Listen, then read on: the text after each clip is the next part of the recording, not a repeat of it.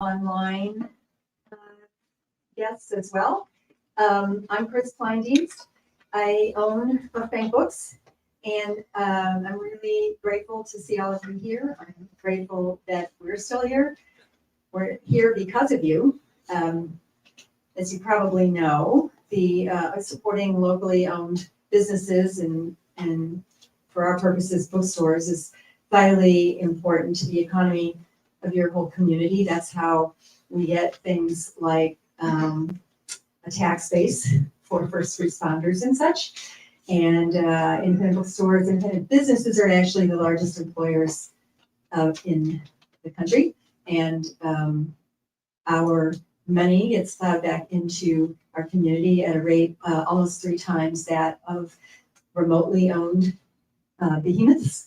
And that one that starts with an A that we don't talk about here just denudes communities of their lives, frankly. So thank you. So, I'm not going to cherry coat anything. So thank you so much for being here.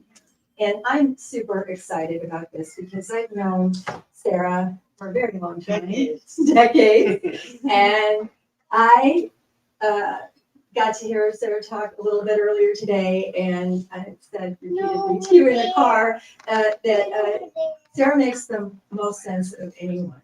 Sarah just makes the most sense of anyone. And there are some people I feel very good about who talk about how to make change, how to actually make change. But Sarah really makes the most sense.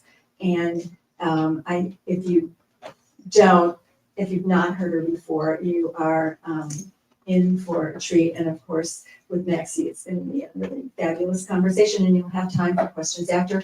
I'm going to give you a little rundown on these two, in case you may not know. But Sarah Schulman has written 21 books, novels, plays, screenwriter, nonfiction writer, and an AIDS historian. Her books include Gentrification of the Mind, Conflict is Not Abuse, an excellent handbook, and Let the Record Show, a political history of ACT UP in New York. Incredible piece of writing. And the novels The Cosmopolitans and Maggie Terry. Her honors include a Fulbright in Judaic Studies, a Guggenheim in Playwriting, and honors from Lambda Literary, the Publishing Triangle. And I'm going to guess this is the National Lesbian and Gay Jewish Association? Journalists Association, thank you. Of course, sorry. NLGJA. The Association of the LGBTQ plus Journalists and the American Library Association, among others. Her writings appeared in a lot of magazines, and she currently holds an endowed chair in creative writing at Northwestern University and is on the advisory board for the Jewish Voice for Peace. Basically, she just really kicks ass. All right.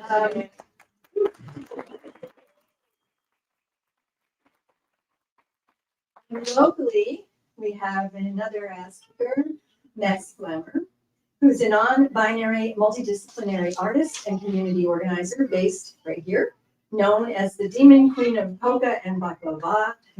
They're notorious for painting themselves blue and using elements of fantasy and social theory and performance art, which is unbelievably spectacular and imaginative. I don't know how you do it. It's amazing. Being a staple in the underground club scene since 2004, in 2019, they reached international success on Netflix and hit the series, the Boulay Brothers Dracula? Sorry. Making Maxie the first drag queen in St. Louis to be featured on an international television series. Right. Maxie has since used their platform for racial liberation from a gender expansive lens. I almost misread this as expensive, gender expensive. I love it. Very expensive, yes they can. Locally focused Maxie is invested in ameliorating the lives of St. Louisans by directly combating some of the negative consequences of white supremacy and unregulated capitalism. Thank you very much for your work. So please give a warm welcome to both of these wonderful people.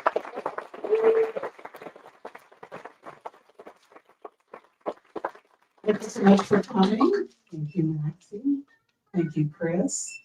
I've been reading at this store for so many years. I love being here. So I'm going to start with a little reading from my new book.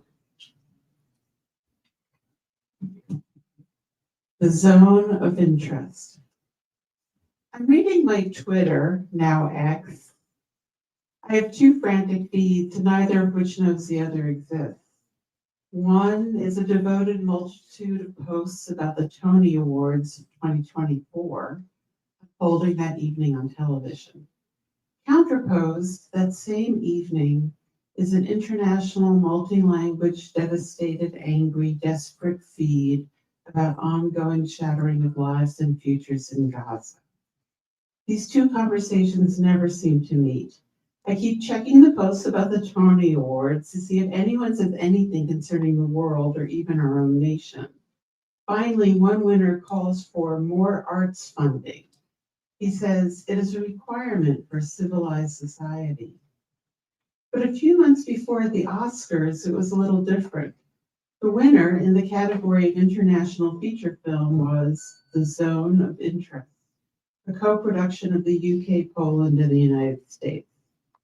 Now, on the surface, The Zone of Interest is a Holocaust film about the Nazi commandant of Auschwitz, whose family home, where he raised his children, shared a wall with the extermination camp he oversaw. The film never enters the camp.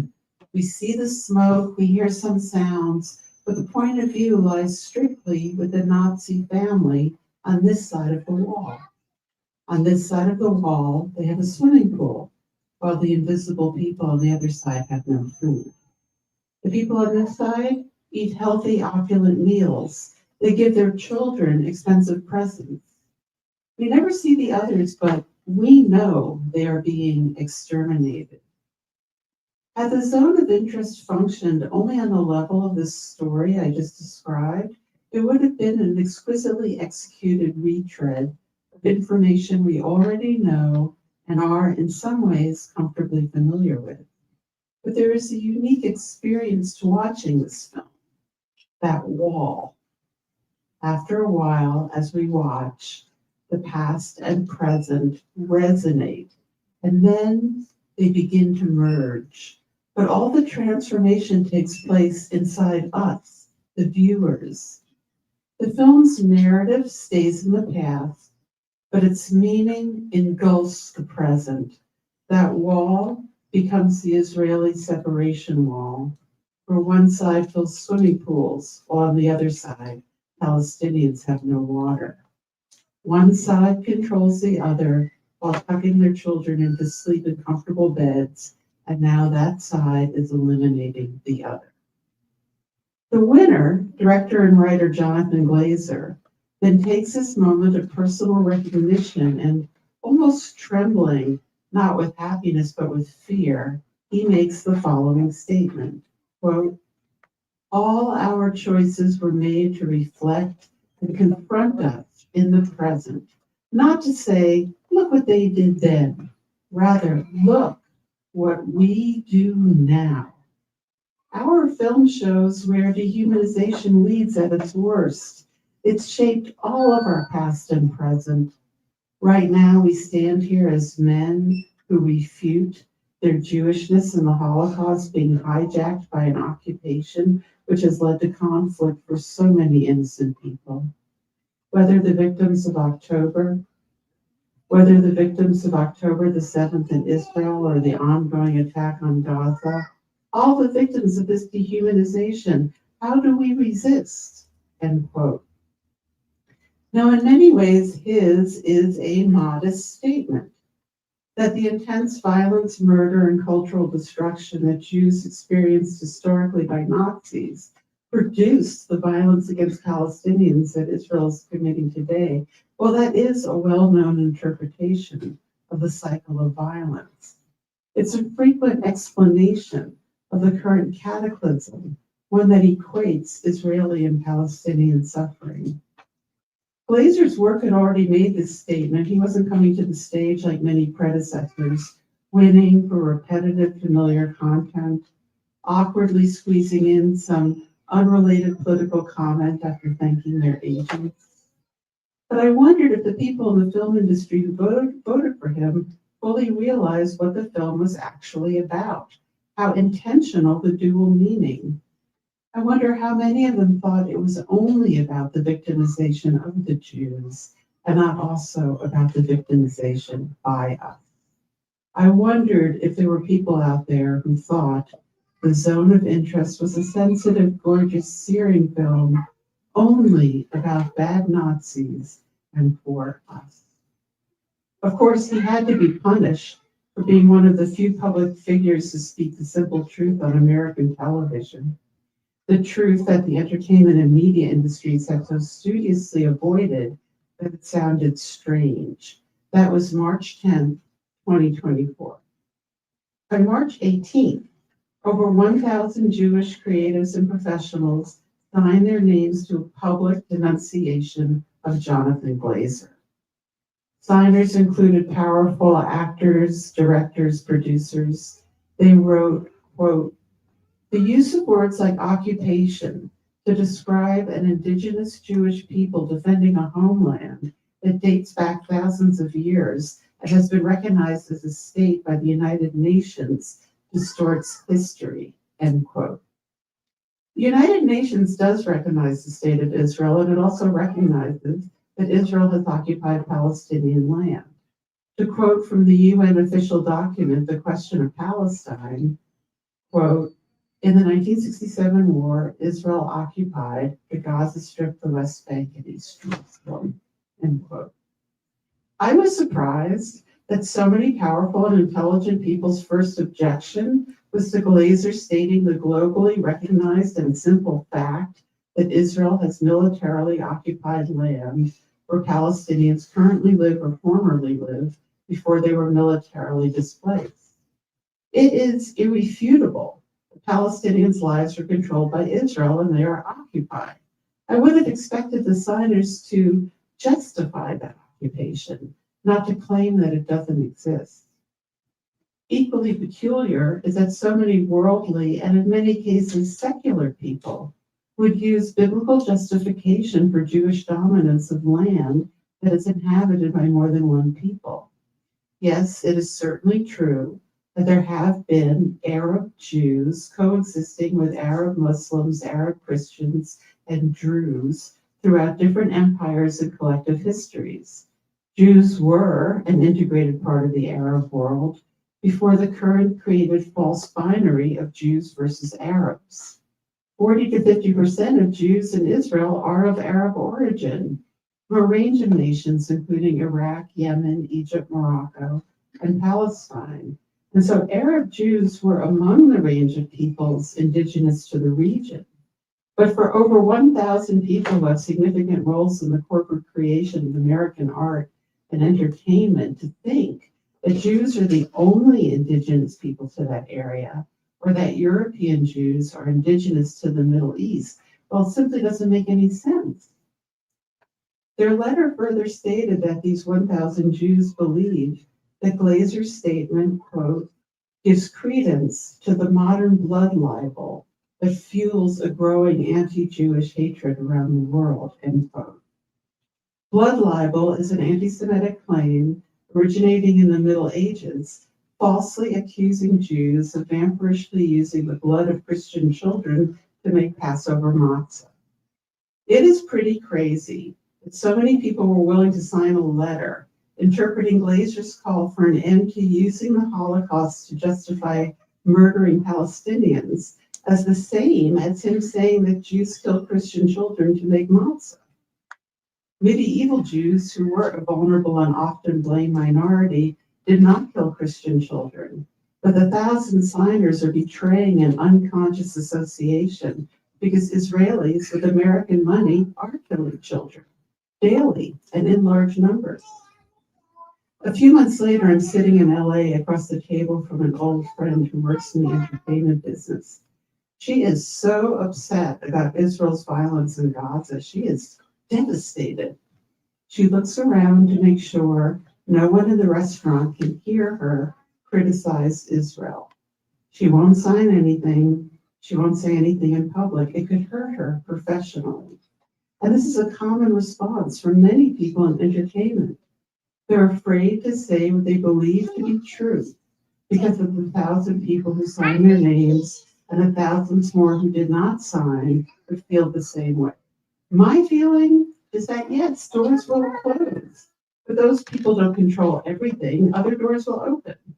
In some strange way, my silent friends believe the myth that Zionist Jews control all of the entertainment industries. I, on the other hand, do not believe that. Let's face it, if my friend was correct, he would not be reading this book right now, and it wouldn't have been published by Penguin Random House. It takes until April 5th to gather 500 signatures to a new document carefully titled Jewish Creatives Supporting Jonathan Glazer's Oscar Speech. Quote, we honor the Holocaust by saying never again for anyone. We should be able to name Israel's apartheid and occupation without being accused of rewriting history, end quote. Comparable to its predecessor, this letter includes actors, writers, directors, and members of the Israeli film industry. The names include Deborah Winger, Todd Haynes, Chloe Feynman, Elliot Gould, Joaquin Phoenix, Wallace Shawn, Sam Gold, Nan Golden, Benjamin Moser, Lorraine Newman, Amy Silliman, Morgan Spector, Lynn Tillman, and many others, and me. Thank you.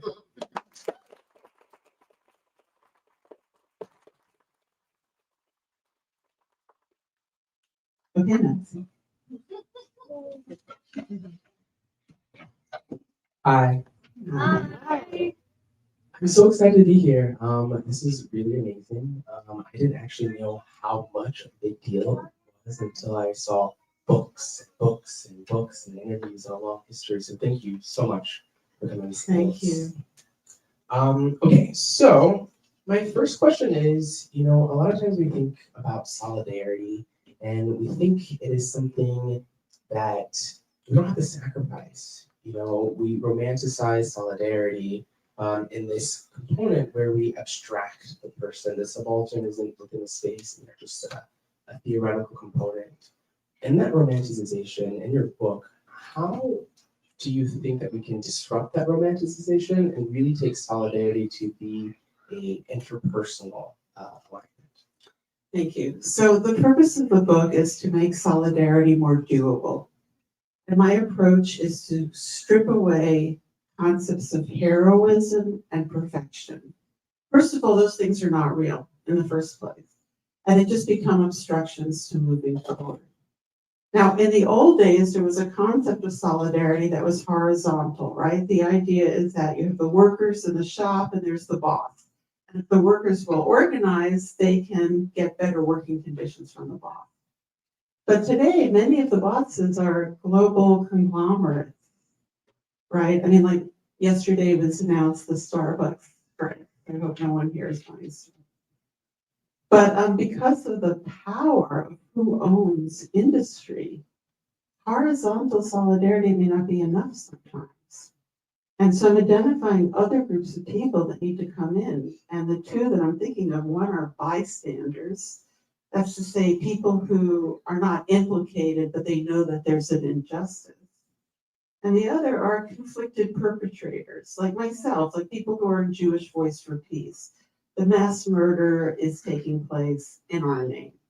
And so we have a responsibility to stand up and oppose it.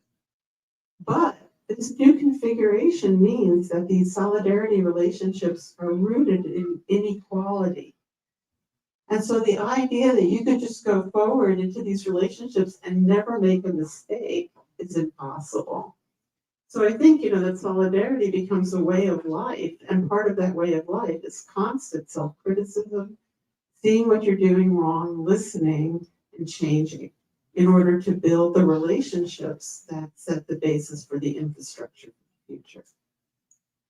And so a lot of people are afraid. Performance anxiety is more than just on stage. It's being in spaces where you don't feel like you know what you're talking about.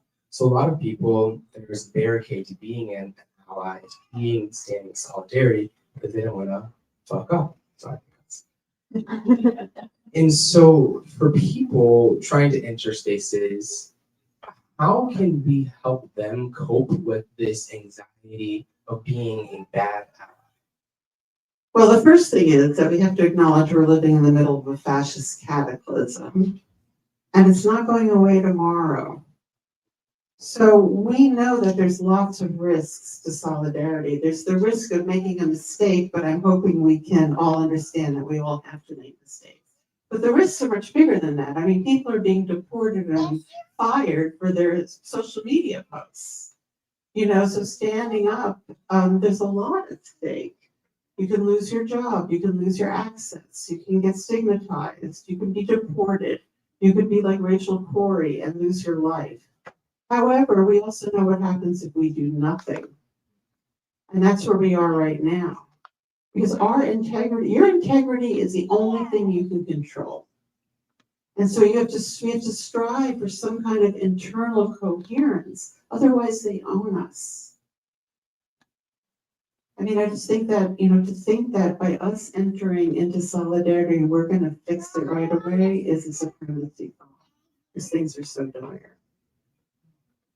And so a lot of people, there is this altruistic egoism. We do things because we're being perceived as being do-gooders.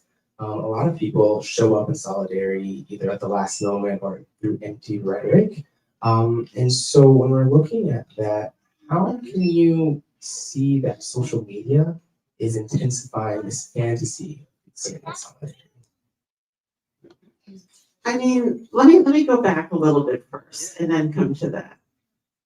So I'm a historian of ACT UP New York. I wrote a 600-page history of ACT UP called Let the Record Show. And I interviewed 188 surviving members of ACT UP over 18 years. Now, AIDS activism is one of the most successful social movements of our time. And I think it's worth trying to understand the reasons why it was so successful. And my takeaway from studying ACT UP and having been in ACT UP is that really its biggest strength was that people were allowed to disagree. They had a one-line statement of unity, direct action to end the AIDS crisis. And it was direct action as opposed to social service provision. But within that, basically you could do whatever you wanted. So if you had an idea and I thought it was terrible, I would yell and scream at you because, New York. But in the end, I wouldn't try to stop you from doing your idea. I just wouldn't do it. And then I would get my 5 friends to do my idea. This creates a simultaneity of response where even within the same movement, so many different kinds of people are doing completely different strategies aimed at different milieu with different aesthetics. And this creates radical democracy. Like radical democracy is the acceptance of difference with a bottom line.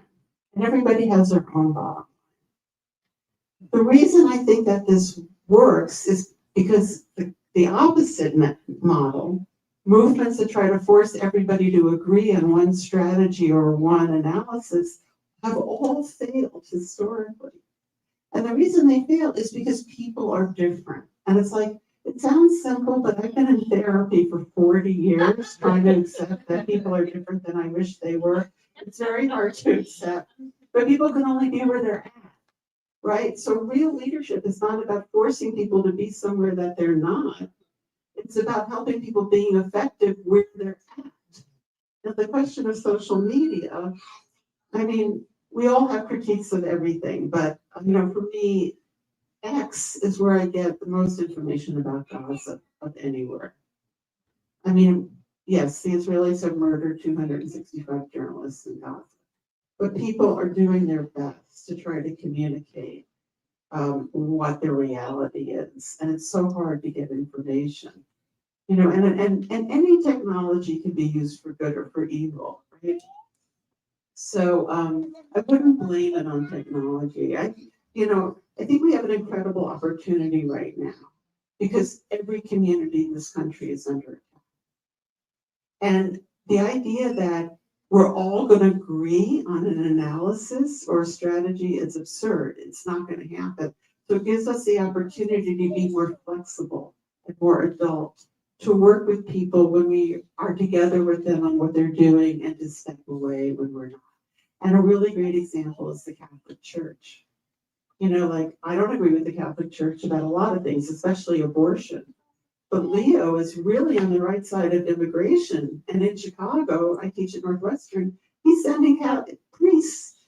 A whole bunch of priests got arrested today fighting ICE. I mean, this is so important, and we can bond with people that we may disagree with about other things. This is how we're going to move forward now, this kind of big tent politics. I really like what you said, that we can move forward with people who we disagree with.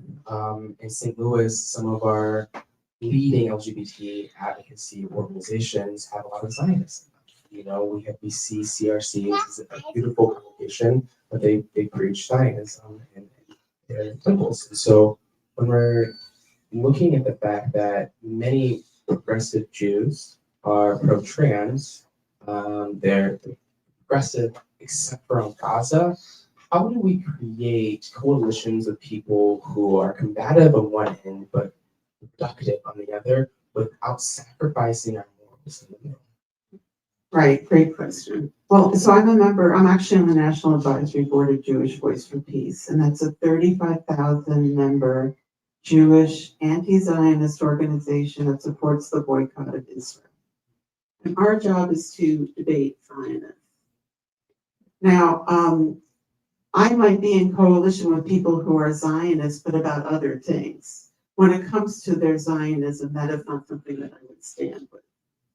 The reason you debate people who may not ever change their mind, and this is something I learned from the abortion rights movement, is not to try to change them, but it's to create a theater of ideas for the public so that you can expose what's at the base of a lot of their beliefs. And I have debated many, many Zionists, and what I find it often comes down to is that I don't believe that people should have different rights based on their religion.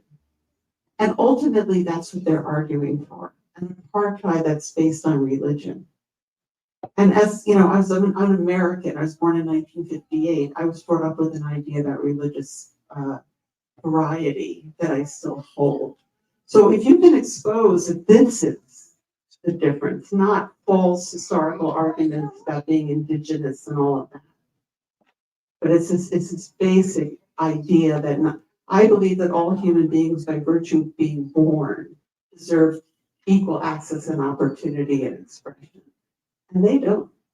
And that's the thing to expose. And you're not going to convince everybody. But change is not made by convincing everybody. It's actually a small group of people that make change. It's a critical mass. But those people must be effective. You know, and that's what we have to work on. Because the one thing about the left is people do something and it doesn't work, and then they do it again exactly the same way. And it's like, if it doesn't work, don't do it again. You know, like, for example, marching around in the rain and then standing in the rain and listening to speeches where people are telling you things you already know. Like, that doesn't work. What is much more effective are campaigns. When I started writing the history of ACT UP, I reread Dr. King's 1964 letter from Birmingham jail, where he lays out this philosophy of direct action. It's very similar to ACT UP's. You know, that you create the solution. You become the expert on your issue. You create a solution that is reasonable, winnable, and doable. You present your solution to the powers that be. They say no. And then you do nonviolent, theatrical, civil disobedience to convey through the media to the public that you have a reasonable solution. And by tying all of your actions to your reasonable demand, you build a campaign. Now, sometimes you just need to yell and scream, but too many actions that are not tied to a winnable demand dissipate energy. So as a leader, that's your responsibility, is to bring those two things together. In your book, you talk a lot about dehumanization, and every time I think about dehumanization, I'm always thinking about Freire. You know, how are we going to teach people and a methodology that recognizes the humanity in the individual. And when we're looking at solidarity, often we're going out to communities and they're coming from different spaces, right? We see Zionist Jews coming from, we also see Zionist Christians, we see Zionism within Black communities. And so when we are trying to bring people to the table, how can we ensure that we are not reinforcing hierarchies, but humanizing the people so that they can self-actualize and become? Well, there's no guarantee. Okay, I mean, nobody is clean, right? So, I mean, that's a goal. But when you brought up Christian Zionism, I mean, there's an organization called Christians United for Israel that has 12 million paid members. That is more than all the Jews in the United States. Christian Zionism and evangelical fantasies about end times play a big role in U.S. support for Israel, among many other factors. So yes, Christian, that's why we wrote it. And then, as a Black person, I don't know if you can tell, but I'm Black. And, we're instilled with intersectionality, right? This is a term that has been introduced by Kimberly Crenshaw. What we see over the last year, Kimberly Crenshaw is not really being intersectional, right? She's not talking about Gaza. She just recently supported, Kamala Harris and saying, "Oh, you guys interrupting her book tours, you're horrible. She's not a war criminal." And so, how do we work with texts, with authors, with people who are still trying to hold on to this white supremacist power, or focusing completely only on identity politics that don't actually recognize the intersectionality that they themselves are preaching? I mean, I just think you have to say what you believe to be true. And, we don't need gods, right? We have people who have insights, and those insights help us move forward and move to the next step. It doesn't mean that everything they say is going to be perfect and we have to follow it. I mean, Kimberly Crenshaw not standing up for Gaza is pretty shameful, in my view, and it's very blatant, and I'm glad that you brought that up. But that's who she is. So let's move on, because there are plenty of people who are standing up. And you know who's standing up the most? Students. Students are like the most moral milieu in this country right now. I mean, at my school, Northwestern, which is so complicit with the government, it's sickening. I'm the faculty advisor to both Jewish Voice for Peace and the Trans Studies Roundtable. I've got fiercest students you could possibly have. And there's so much repression going on campuses because, our school, like many, have adopted this fake definition of anti-Semitism that equates criticism of Israel with anti-Semitism, which it's not. And if you read Rashid Khalidi, the great, Palestinian scholar, he wrote an incredible piece in The Guardian just a few months ago about why he had to resign from teaching at Columbia. Because when they adopted that definition, he could no longer teach the truth about Palestinian studies. So he had to leave.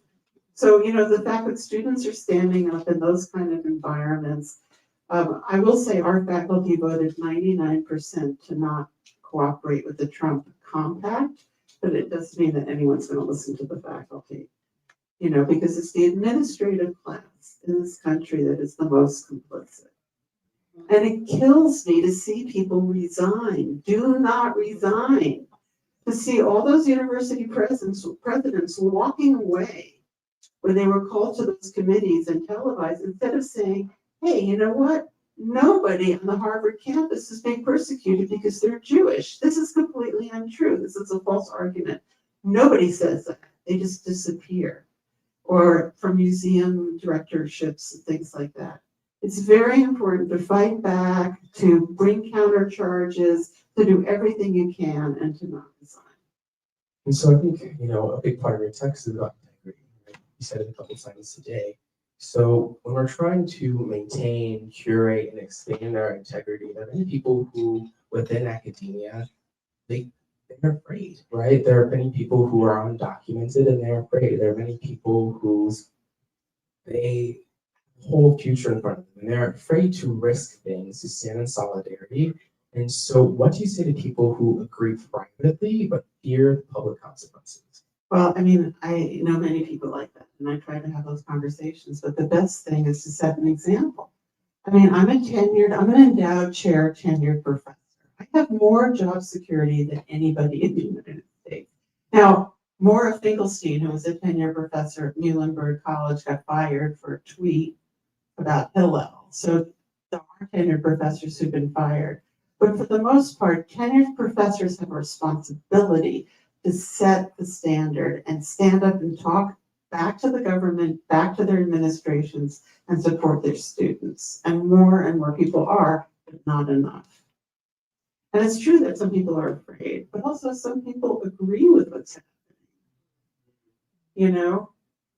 And you mentioned Martin Luther King, in the letters to Birmingham jail, he is talking about the moderate that is being the buffer to the white supremacists. And would you say that's the administrative staff and then academia that are just following the rules, and that is where that fascism gets thrown through? Well, I don't want to talk too much about universities, but just to answer your question, in the olden days, the concept was that it's a relationship between teachers and students. That has not been that way for a very long time. They're top heavy, with businessmen. And that's who the board of trustees are. These are not educators. These are money people. And it's like Lisa Dugan says, oh, NYU is a real estate company that offers classes. And so they don't have a vision of education. Their concern is about the endowments. And that's how they're making decisions. And it's very hard to affect them, but we're trying. We have to talk back to them, even if it's scary. I think I saw somewhere that most Harvard grads aren't going back into academia. They're not going back to teach people. They're not going back to help people. They're working for businesses. They're going to be CEOs. And so I want to pivot back to AIDS, everyone's favorite topic, of course. So you documented ACT UP. Now we're seeing there are very many similarities between ACT UP and Jewish Voice for Peace movement and the Palestinian movement. Can you share some of the similarities, some of the same exactions that have happened over the last couple of years? Well, I think a lot of people are inspired by ACT UP, and Jewish Voice for Peace is trying to repeat some of their key actions, like occupying Grand Central Station and that sort of thing. But we don't have a direct action movement right now that is as effective. And certainly with the demolishing of USAID, we're seeing, so these programs that have been serving millions of people around the world are just being smashed to pieces. And the kind of global HIV crisis that was gotten under control by activists and later by what we call AIDS Incorporated is now everything is being burst open. What new forms of solidarity are you seeing during this movement by students that are like, wow, I really like the way that you're doing that. I haven't seen that before. Well, I think the way people are responding to ICE, like in Chicago, it's just grassroots. People have whistles, they see ICE, they blow whistles, they drive around next to them, they film them. Now we have clergy getting involved. It's just like people on the street saying no. That is very exciting. One of the things I think we've been learning in the last few months is that getting everybody to go to Washington for a march is not that effective. And having these local events on the same day has turned out to be much more effective and allowed more people to participate. So that's an innovation that I think is a good one. So I'm part of our local JDP chapter, and we always are thinking about new tactics and new ways to get things done, right? I think organizing takes collective bargaining, and so you talk about boycotts in the BDS movement. What are some necessary strategies that you, as someone on the committee advisory board for JDP, think it's necessary for local JDP members to get engaged with? Well, I think that the academic and cultural boycott of Israel is very important. And it has a lot more support in Europe than it does here. However, it's something that every community can participate in. Even like when I go into a store, if I'm going into a liquor store, I tried to buy a rock the other day and they only had it from Israel. I was like, I don't buy Israeli products. Just making it be part of our everyday discourse. is helpful. And of course, arts organizations. I'm part of Performance Based New York. I'm a curator there. We do not partner with anybody who takes Israeli money. We've made public statements about more brick and mortar. We have a building. It's not just like a little group of people. But those types of things are increasingly important. Now that you mentioned art, art has a way of demonstrating discourse the way that discourse often can't. Political talk sometimes can't evoke the emotions. Can you kind of tell me why art is important for solidarity movements? It can be, but it's not inherently so. One of the reasons that art was so important in the AIDS movement is because ACT UP started in New York, and you had all these people who were cutting edge graphic designers who were doing all this cutting edge advertising, working for the evil advertising business. And then you had a studio artists who were visually cutting edge. And then they came together and took their knowledge and applied it for a political movement. That's how you get the Silence Equals Death poster. That's how you get the graphic look of ACT UP, which really helped advance that movement. But then you have to be sure that what you're doing is actually conveying something to the public and helping them understand it. It's not only about expression; it's also about communication. And so, as an artist myself, what mistakes do you think it's necessary for me and other artists to avoid when making political messages, standing in solidarity with the community that you're part of? I wouldn't say it's a mistake, but you're an artist, you should do whatever you want as an artist, but don't make claims for the art that it may not actually be fulfilling. Do you know what I mean? Yeah. So in your book, you write about Tel Aviv being like marketing itself as a gay capital of the world. And so queer advocates are like, oh, I want to support gay people. I need to be pro-gay, so I'm anti-Arab or something of the sorts. And then we see a conflict of two different types of solidarity, right? We see people who are standing in solidarity with Palestinians, and then we see people who are standing in solidarity with gay people. How do we disrupt that conflict? Well, first of all, we know that gay people and Palestinians are not two separate categories. And for 16 years, I've been working with the queer Palestinian movement with groups like Holocaust and Aswad. And in fact, in 2011, I brought over 3 leaders of the queer Palestinian movement. We did a 7-city tour of the United States, and they really met a lot of gay people. This was at the high point of Facebook.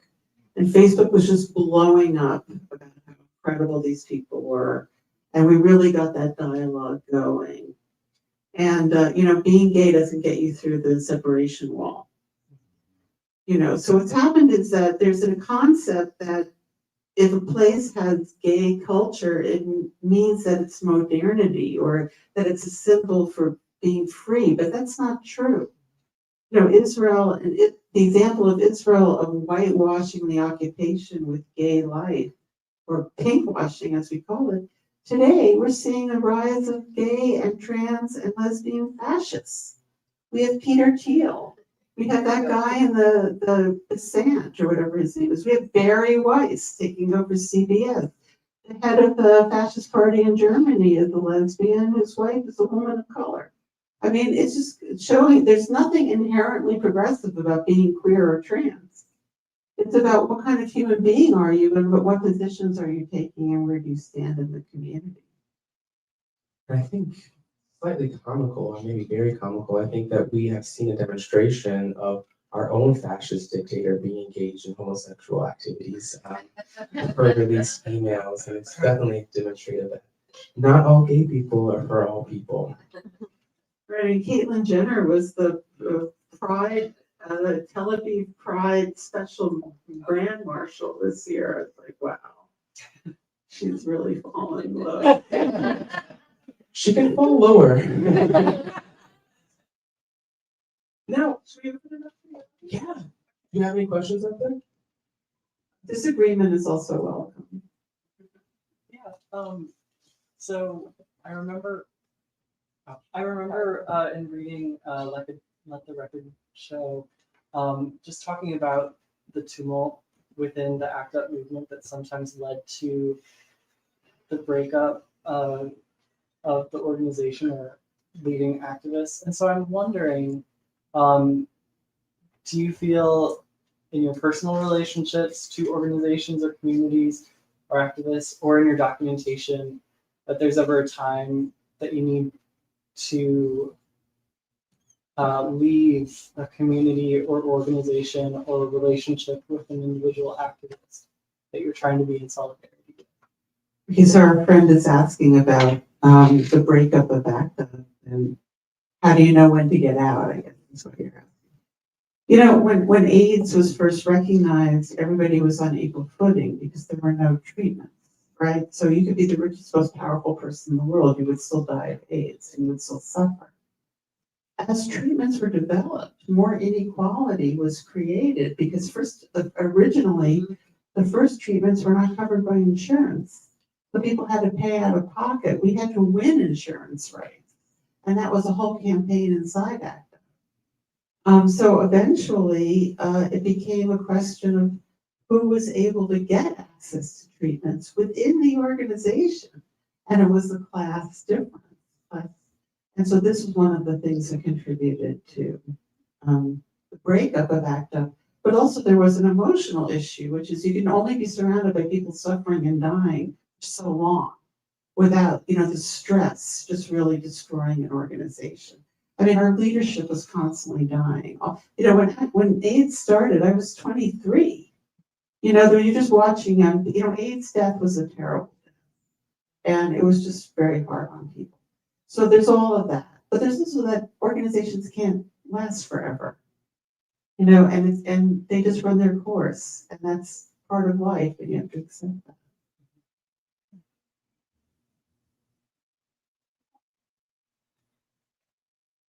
When you talk about multiple local demonstrations and protests being more effective than everybody massing at DC, how do you know? I mean, that's something I I mean, okay, it's just speculation, but I think that it's very expensive and it's a huge amount of energy to get everybody to those places. And usually it's on a weekend when all those buildings are closed anyway. And when you do it locally, people are meeting each other. I mean, I think, I've just been on a big book tour. This is my 28th city. There are now indie bookstores in every city. This bookstore is a classic. It's always been here. But every city now many of them have brand new indie bookstores because people are lonely. Between the internet and COVID, there's a whole lot of people who don't have the relationships which serve as the basis for social movements. And they want to get together. So whether the bookstores are run by collectives or whatever, they're gathering places, for people to move forward. And I believe that relationship is where we heal, personally and socially.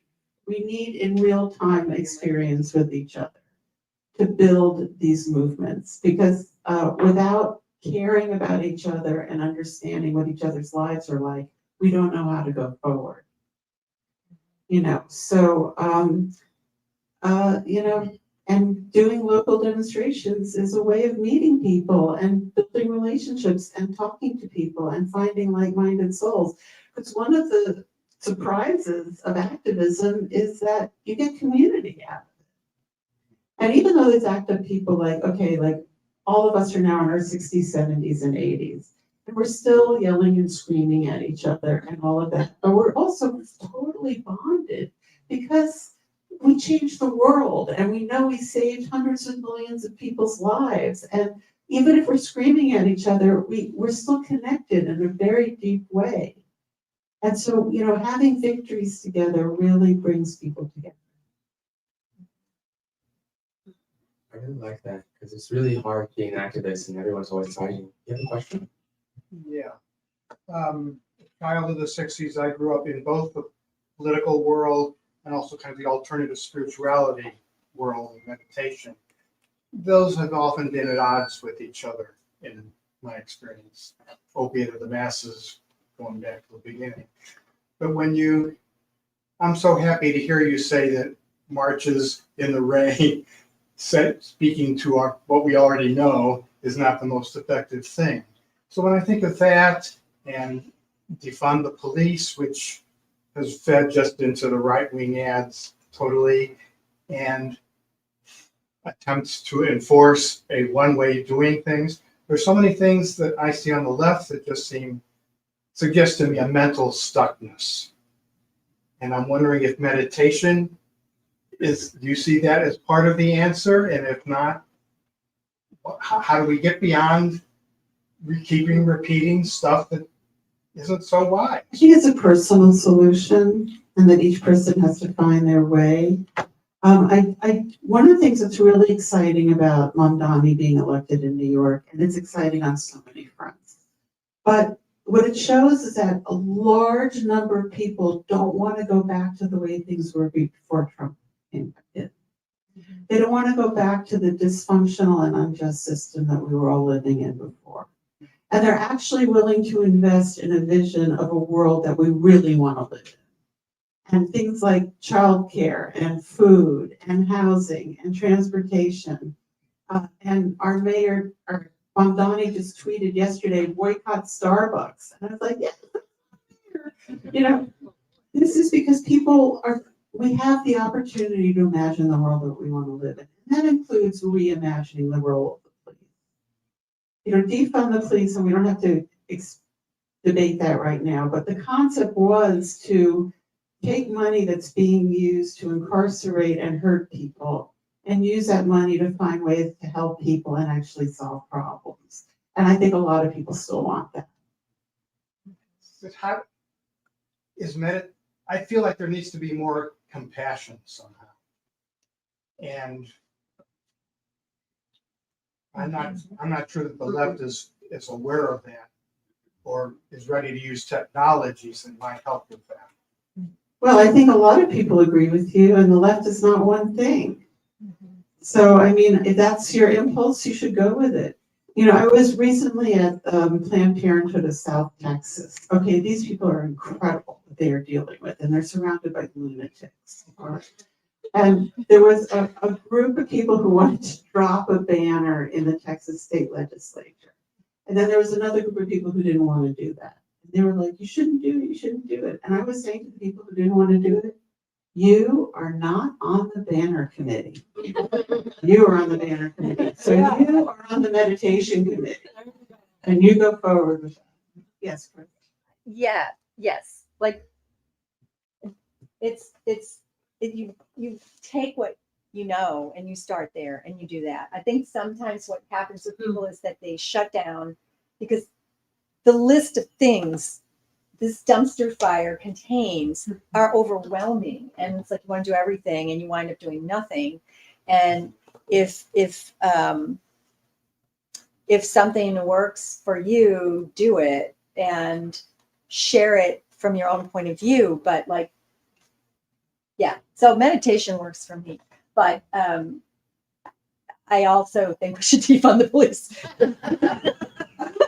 But I'm not saying we shouldn't. Brains is played into their hands. what I have so many things that your conversation makes me want to talk about, but is this a question? So the thing that I'm struggling with is, and you kind of opened it up a little in a different way for me about Zionists who won't change, who were your friend in every other thing. You are working on progressive causes. I have a small list of these people in my head. And all of a sudden, I can't even ask them how they are anymore. Like, I have lost them. I've lost a couple people who explicitly wrote me nasty letters that they would never shop in the store again. Lesbians I've known my whole life. And so no. They won't shop in your stores.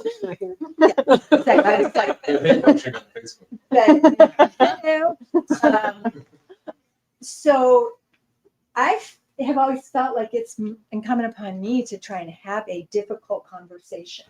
But what you were saying earlier is you have a very specific, purposeful way of doing it. You've professionalized the debate to be instructive to pull out what's at the bottom, what they're saying. I don't know if all of us can get there, but I don't have the grasp of Israeli history, of Palestine, to argue it with a rabbi. So Well, it's painful. let me say Yeah. that, first of all, people do change. And also, younger Jews are more alienated from the current Israeli system. But believe me, the real arguments are taking place inside the Jewish family. Every family is divided on this, and that's where these debates really are, and they're at home. And if you don't have to take it on. But I can't, yeah, thank you. I bet I can't say, hey, I've got a gun control thing, who I used to work with gun control, like but. When I wrote a piece in the New York Times that popularized the idea of pink washing, this is in 2013. And Zionists were calling my 89-year-old mother at home and like saying all these terrible things to her. And she didn't understand what's going on. She didn't understand my article either. She was like, Sarah, don't you know everybody hates the Jews? And I was like, I know, but this isn't about that. Thanks. I was wondering, kind of also relating to what you said before, I find myself running into a wall sometimes of people who just feel doomed. Like the doomerism is real, right? And it is so debilitating and frustrating. And I'm wondering if you have any approaches that you have found helpful to re-engage people or to help people stop sitting in that place of like frozen, there's no hope, it's all, we're cooked, and back into any kind of action at all, because it's so frustrating. Well, you can't control other people, unfortunately, right? Because I wish you could. But I do think this is a great time to join pre-existing organizations. And I think it's an easy thing to do. Any organization that you can tolerate, and you know what? You don't have to agree with everything that they say. You don't have to love everything they do. But it's part of building those relationships. And if you hate everybody, get together with 3 friends once a week and read the newspaper and talk about it. Because we need that human in real life growth.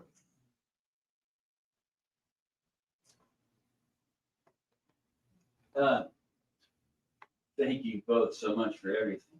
Now, I was reminded of my favorite part of the letter from Birmingham jail, right?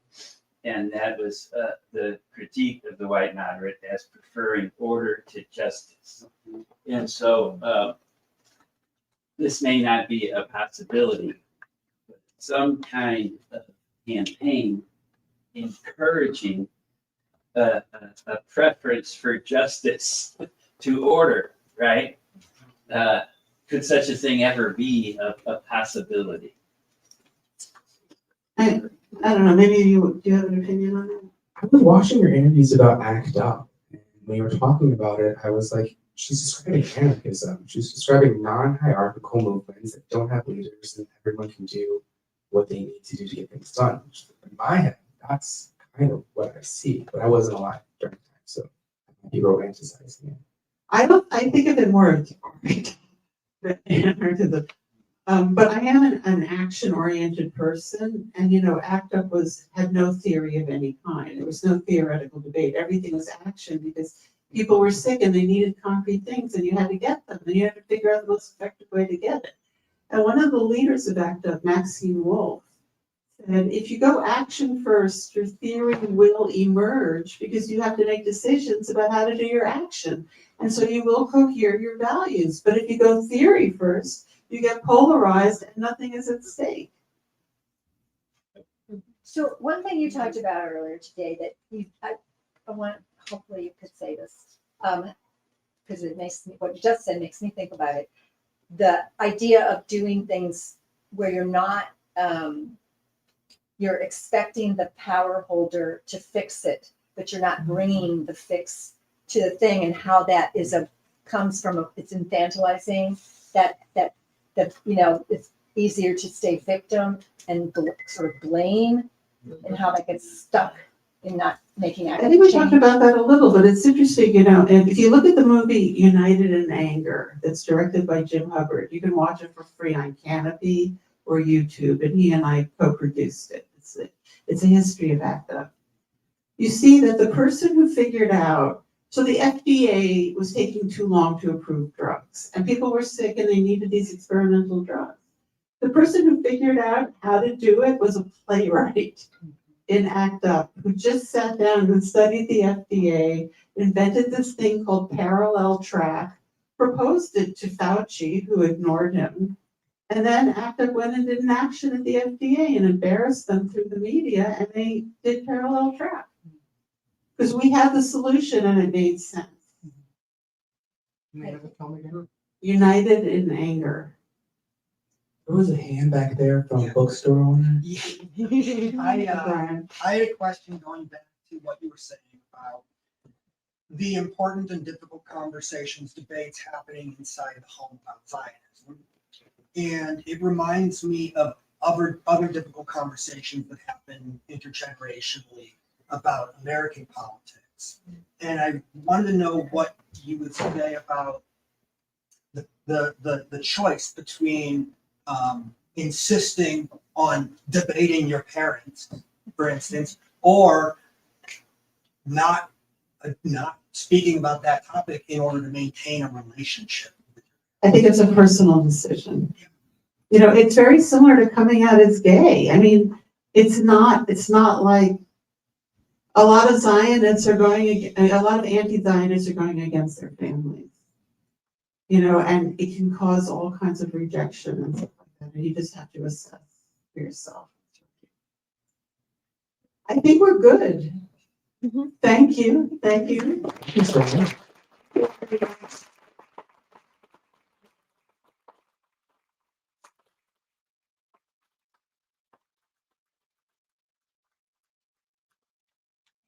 much for coming. I think this is how I do contact conversation with the community, bringing you all into this room. I really appreciate you. And almost feel selfish. Sarah, we have books. Sarah, I forgot to drop them. Sarah, thank you.